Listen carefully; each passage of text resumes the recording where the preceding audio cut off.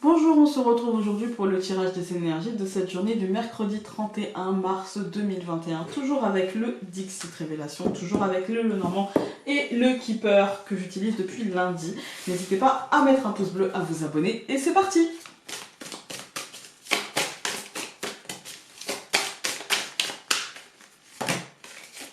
Ça fait beaucoup quand même, hein.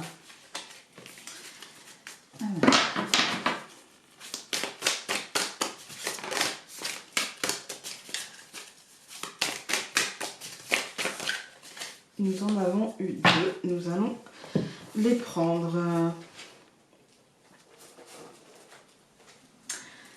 Alors, c'est bizarre parce qu'on a eu la même qu'hier, exactement. Et on nous rajoute, là hier je vous parlais de plein de voix qui se font entendre, et ici on nous rajoute comme des fantômes en fait, hein. Ouais, comme des fantômes partout. Voilà. Aujourd'hui j'ai l'impression que l'extériorité prendra beaucoup de place, et encore une fois tout le monde voudra... moi ici j'ai pas l'impression de fantômes, j'ai l'impression de réseaux sociaux, de médias, de voix qui sans cesse, de rumeurs, d'excitation, et un truc un peu envahissant, un peu malsain, un peu... Autant hier je le sentais comme chacun, sa voix, etc. Autant aujourd'hui je le sens comme ça nous fatigue, en fait, hein. Ça nous fatigue. Il y a trop de voix, trop de gens qui donnent leur avis que personne n'a demandé, trop de gens qui se sentent autorisés à verbaliser des choses, sans même être concernés en fait, hein, sans même être concernés et sans même se poser la question de savoir ce que les concernés en pensent, vous voyez. Il y a vraiment... ça me fait penser à ce truc en ce moment où chacun devient le porte-voix d'une minorité qui serait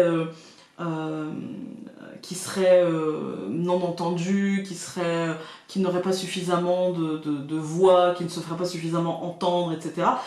Et du coup, ça me fait penser à ces gens qui sont ces porte-voix sans même demander à cette minorité ce qu'elle en pense de ce qu'elle dit, en fait.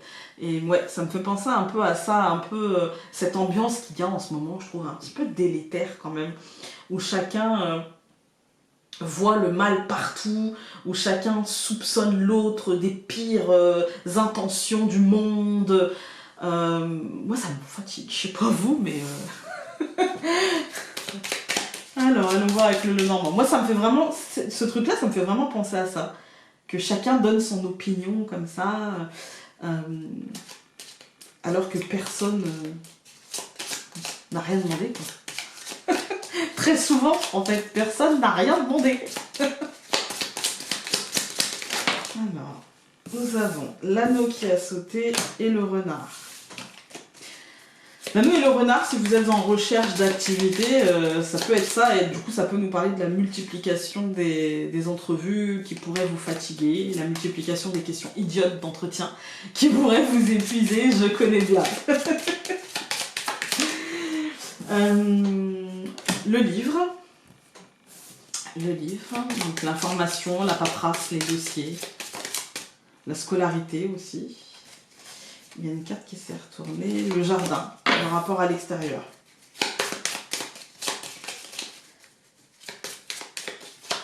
On va couper. Ah, le cavalier et le jardin. Donc il y a peut-être des évolutions, des nouvelles sur le rapport qu'on aura avec l'extérieur.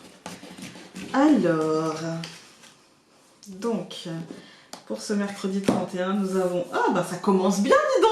La croix, l'enfant... Ah, ouais, écoutez. Ah, le serpent. Ah.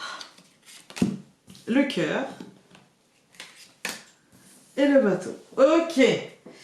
Bon, bah c'est un peu la même qu'hier, hein, en fait, aujourd'hui. Voilà, il y a encore une fois une fin un peu en lourdeur, avec un renouveau. Il y a des choses qui bougent, en fait. Peut-être qu'on aura été peut-être aussi un peu naïf, pardon. Et avec cette croix, du coup, peut-être qu'il y a une lourdeur due à la naïveté. Et du coup, ici, bah, la réalité, en fait, qui nous percute. Mais alors là, qui nous... Boum, voilà. Et du coup, ça va vraiment impacter le cœur et ça fera bouger les choses. Ça va impacter les émotions en général. Et du coup, ça va forcément faire bouger les choses. Il y a un truc genre... bon, bah, avec la croix, il y a vraiment un truc genre... il y a une fin, il y a quelque chose qui se profile, mais elle est lourde cette fin. Peut-être qu'elle s'étire aussi en longueur, parce qu'avec l'enfant du renouveau, bah, le renouveau avec l'enfant il arrive, mais c'est pas aussi profond qu'avec le cercueil par exemple, où c'est vraiment mort et renaissance. Voilà. Là, on tergiverse un peu, on y va en zigzag, vous voyez. Voilà. Et du coup, ça devient très très lourd. On va déjà tout recouvrir. Donc je recouvre la croix par la faux, j'aime bien cette combinaison là. On recouvre l'enfant par la femme, on recouvre donc le serpent par la maison, ça j'aime moins. On recouvre le cœur par les nuages, j'aime vraiment moins aussi, et on recouvre le bateau par l'ours. J'ai envie de recouvrir la faux tout de suite. Et par la lune, ok, bon. Bon. C'est cohérent, on va dire. Donc, nous avons... Je vais mettre ça comme ça. Nous avons donc, dans cette seconde ligne, la faux, mais du coup je vais prendre la lune aussi, hein, pour... voilà. Donc nous avons la faux et la lune, pour moi c'est une décision, mais une décision... En fait, je pense que la lourdeur aura du mal à être tranchée à cause de l'indécision, en fait. À cause de l'indécision, et en fait on est toujours dans un truc... je prends ma décision, je réfléchis à la décision, on est toujours dans un truc d'intériorité. En fait, on n'a pas de truc concret, en fait, parce qu'on n'a pas de visibilité concrète. On voit que cet ours, il vient derrière les nuages. Et du coup, on voit que ces nuages, entre la maison et la femme qu'on peut lier, hein, qui seront ici la pensée, qui seront ici le foyer, qui seront ici le fort intérieur, qui seront ici aussi la projection, comment je peux me projeter et comment je peux essayer de structurer ma pensée. Et ben en fait on n'y arrive pas parce qu'il y a les nuages. Du coup on n'arrive pas à voir plus loin que le bout de notre nez parce que l'ambiance générale nous dit bah en fait c'est l'instabilité de la lune et de la faux, c'est-à-dire les décisions qui peuvent encore bouger, changer, telles les marées, vous voyez, des décisions très instables et du coup ça ne donne pas une visibilité concrète. Voilà.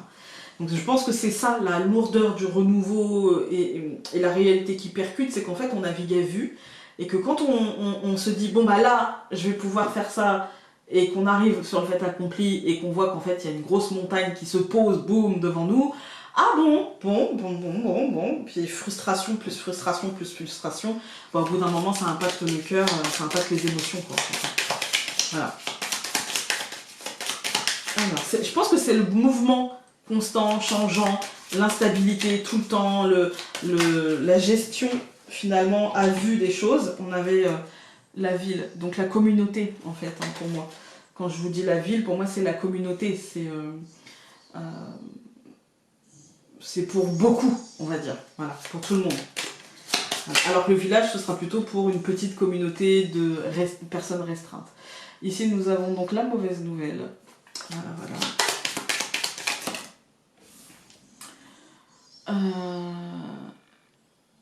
Cette carte-là, pour moi, c'est la première... J'ai un moucheron. Je dirais que ça pourrait être l'espoir de quelque chose. Ouais, l'espoir de quelque chose. On va voir.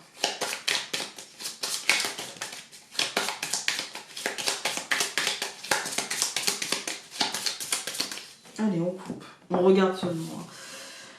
Comme d'habitude. Ah, on a la chance. Et on a le cercueil, donc le changement profond, mort et renaissance. Voilà. Déformation du Lenormand, pour moi, la mort et la renaissance. Même déformation du tarot aussi, en fait. Hein. Pour moi, c'est on tranche, on recommence tout, les choses doivent mourir pour renaître. Donc, je recouvre la croix, la faux et la lune par l'espoir. Ok. Je recouvre l'enfant et la femme par le larcin, le vol.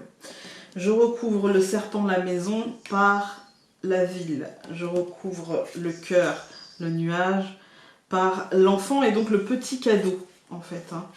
Et donc je recouvre le bateau et l'ours par Ah, on dirait une forme d'amoureuse ou de patience, de l'attente, avec l'église dans le fond. Ouais, on dirait la future mariée ou quelqu'un qui attend, en fait, qui patiente, tout simplement. Euh, alors, quand on regarde donc les colonnes, nous allons avoir la croix, nous allons avoir la faux, la lune et l'espoir. Pour moi, vraiment, ça renforce le côté de la croix, le côté espoir.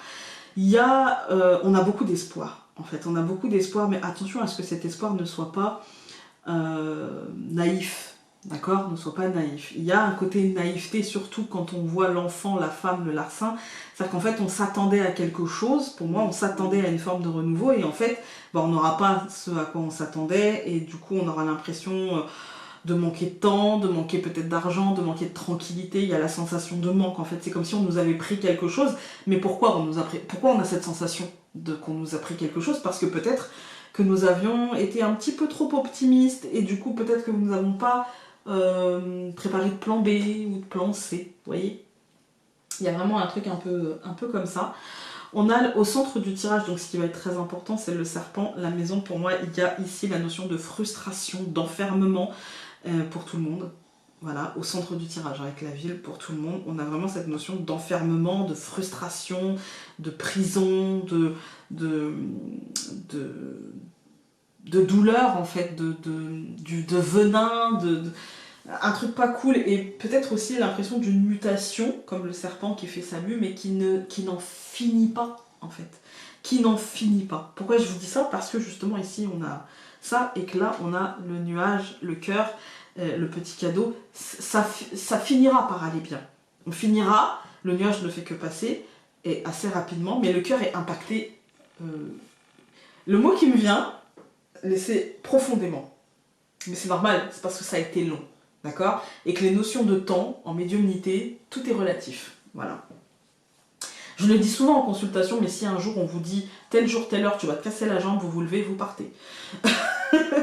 Ouais, non. En médiumnité, le temps, c'est relatif. Voilà. Donc, il faut vraiment le prendre avec des pincettes. Et ici, on nous dit que oui, effectivement, le nuage ne fait que passer, mais c'est pas parce qu'il ne fait que passer qu'il n'aura pas eu un impact sur votre état émotionnel. Mais derrière ça, les choses semblent être plus positives. J'ai bien dit semble, d'accord? Parce que ce n'est qu'un petit cadeau, ce n'est peut-être même qu'un répit avant que les choses bougent encore concrètement et qu'elles nous poussent à l'attente, à moins que ce soit dans une autre lecture, que le petit cadeau nous offre le répit qui fasse bouger les choses et qu'on nous demande de juste un petit peu attendre encore. Ça peut être l'un ou l'autre, mais ça peut être aussi l'un et l'autre. Voilà. Écoutez, nous allons en rester là. Nous nous retrouvons demain pour un nouveau tirage. Je vous embrasse très fort. Salut!